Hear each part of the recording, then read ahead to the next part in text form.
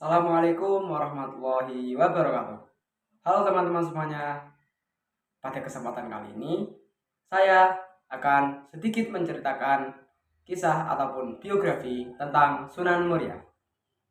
Sebelum kita memulai, alangkah baiknya saya akan memperkenalkan diri terlebih dahulu. Perkenalkan, nama saya Muhammad Ilyas Prastansyah dari kelas 109 absen 19. Nah, siapa nih yang udah gak sabar pengen tahu tentang siapa itu Sunan Muria, bagaimana metode dakwahnya, dan juga apa saja ajaran yang beliau berikan? Mari kita simak video berikut.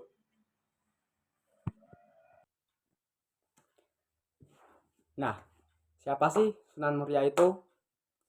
Sunan Muria adalah seorang wali yang juga termasuk dalam Wali Songo. Beliau lahir pada tahun 1450 Masehi. Beliau juga merupakan putra dari Sunan Kalijogo yang juga termasuk Wali Songo. Dengan perkawinannya dengan Dewi Saroh yang merupakan ibu kandung dari Sunan Muria. Sunan Muria berkeluarga dan memiliki dua orang istri. Yang pertama yaitu Dewi Sujina yang merupakan putri kandung dari Sunan Ngudung. Dalam perkawinannya ini, beliau dianugerahi satu orang anak yang bernama Sayyid Syarifuddin.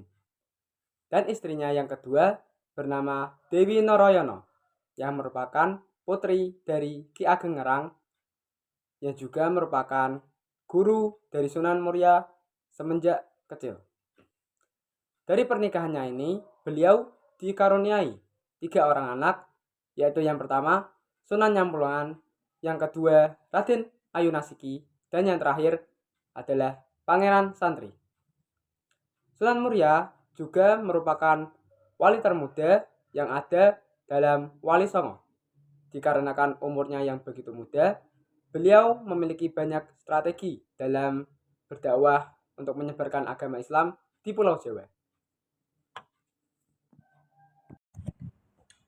Sejak kecil, Sunan Muria sudah memiliki ketertarikan kepada pembelajaran agama Islam. Beliau berguru kepada Ki Ageng Ngerang yang merupakan ayah dari istrinya yaitu Dewi Noroyono. Beliau berguru dengan teman seperguruannya yaitu Sunan Kudus dan juga lainnya. Sebagai murid, beliau sangat patuh dengan perintah-perintah yang diperintahkan oleh gurunya yaitu Ki Ageng Ngerang. Setelah beranjak dewasa, dia pun lebih memilih berdakwah secara mandiri, yaitu dengan berdakwah sedikit berbeda dengan wali songo lainnya, yaitu lebih memilih daerah terpencil untuk melakukan dakwahnya. Sunan Muria memilih Gunung Muria sebagai tempat dakwahnya, yaitu tepatnya pada Kecamatan Wati, Desa Colo, Kota Kudus, Jawa Tengah. Beliau lebih memilih berdakwah kepada masyarakat jelata agar jangkauan dakwahnya lebih luas dan mudah dipahami oleh masyarakat. Sunan Muria berdakwah dengan cara menyamar, yaitu sebagai nelayan, petani, dan juga pedagang. Beliau membantu pekerjaan mereka dan sedikit demi sedikit menyisipkan ajaran-ajaran agama Islam dalam kegiatan sehari-hari. Lama-kelamaan mereka pun mulai menerima apa yang diajarkan oleh Sunan Muria dan akhirnya ajaran Sunan Muria diterima oleh masyarakat di sekitar karena Sunan Muria mengajarkannya dengan lembut dan penuh keteladanan. Sunan Muria juga menggunakan beberapa metode lainnya. Antara lainnya yaitu menggunakan akulturasi budaya atau mencampurkan dua budaya menjadi satu, yaitu budaya Jawa dan ajaran-ajaran agama Islam. Contohnya, bancaan dan juga lain-lainnya. Selanjutnya yaitu mempertahankan kesenian gamelan dan juga wayang.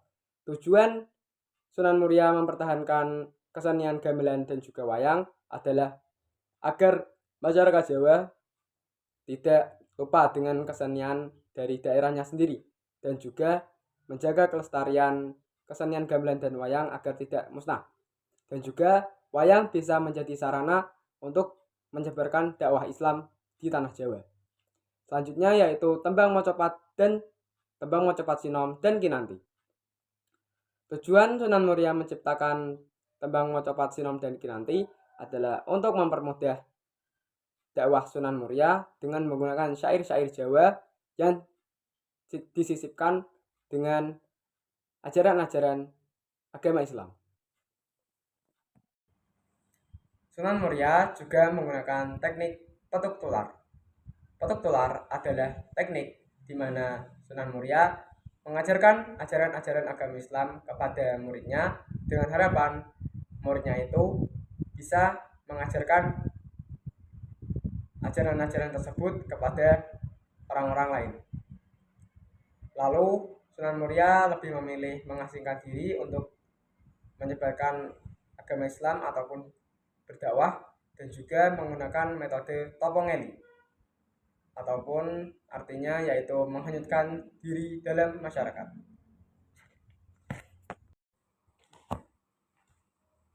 Nah, setelah kita mengetahui apa saja metode yang digunakan oleh Sunan Muria dalam berdakwah untuk menyebarkan agama Islam, selanjutnya kita akan membahas tentang apa saja ajaran yang beliau ajarkan. Yang pertama yaitu bercocok tanam. Beliau mengajarkan ini agar masyarakat lebih tahu bagaimana cara menanam tumbuhan ataupun menggunakan lahan dengan baik. Yang kedua yaitu berdagang. Sunan Muria mengajarkan cara berdagang karena pada saat sebelum Sunan Muria datang, para warga di sana masih menggunakan teknik barter ataupun tukar menukar barang. Selanjutnya yaitu ada tradisi goyang cekatak ataupun tradisi meminta hujan. Tradisi ini biasanya dilakukan pada musim-musim kemarau dan juga musim bercocok tanam. Selanjutnya ada buah parijoto dan juga ziarah makam para leluhur. Dan yang terakhir ada tembang mocopat, sinom dan juga kinanti. Tembang ini diajarkan agar masyarakat lebih mengenal apa itu budaya Jawa dan juga bisa melestarikan budaya Jawa dan juga mengajarkan ataupun lebih memahami ajaran Islam di dalam tembang tersebut.